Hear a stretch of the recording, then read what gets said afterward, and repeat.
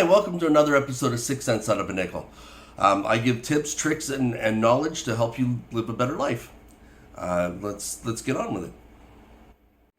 Today I want to talk to you about the housing bubble and the rampant inflation that's going on right now, and what we can do about it. Now, first of all, the housing bubble is undeniable. When I bought this house 8 years ago, 2014. When I bought this house 8 years ago, I paid $94,000 for it.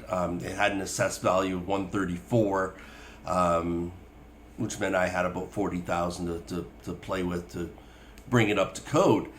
Now I had someone knock on my door just the other week and saying, "Oh, you want to sell your house?" So just on a lark, I asked him, how much would you give me for it? And just on statistics alone, sight unseen, he was saying about $400 to $450. It doesn't take a genius to know that that's just way out of whack. 8 years to go from $94,000 or $134,000 assessed up to $400,000. That's not sustainable. Clearly, we're in a bubble. And since rent prices are a function of house prices, rents have gone bananas right now too. You add that to the effect of rampant inflation due to the fact that we've had a lot of CERB money put into the system. Too much money, too few goods, as I mentioned in an earlier episode. Perfect recipe for inflation. Now, the central bank recently has decided to increase interest rates very rapidly to try to stem off inflation. It does this by making debt more expensive, so people are less able to take on debt. And once the debt is removed from the system, that's purchasing power that's now gone, which should help to bring inflation down. What can we do about it, you might ask? There's not very much that we can do about house prices or rents. They are what they are right now.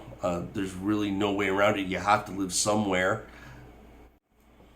Obviously, there are things that are driving inflation that are beyond your control, whether it be gas prices, so it costs more to get goods and services to a certain location. There's supply chain shortages that are still in effect because of the pandemic. Things are not back at full swing yet, but there are some things you can control. You can just reduce your demand for goods. The idea is this is not the time to spend money. Don't spend money on things you don't need. If you don't need it, you don't have to have it. Don't buy it. That reduces demand, and with reduced demand comes reduced inflationary pressure. Now, it might not be the best time to buy a new car, for example. Home renovations might be out of the question too. Anything you don't really need to do. I mean, obviously you need food, you need shelter, you might need some clothing. Any clothing you don't need, don't buy.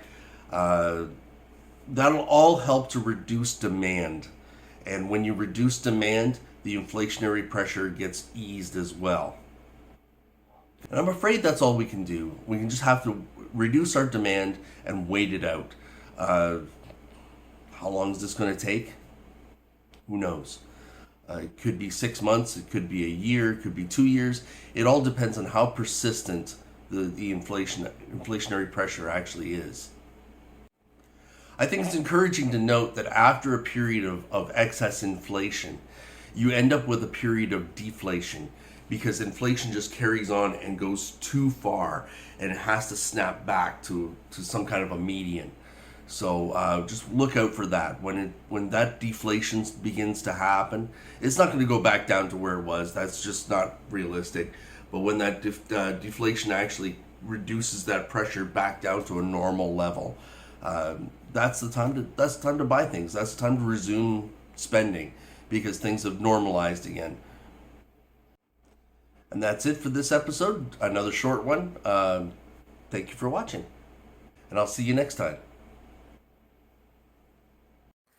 If you found this video helpful, please like, share, subscribe, and ring that bell for more content. Thank you very much. Until next time.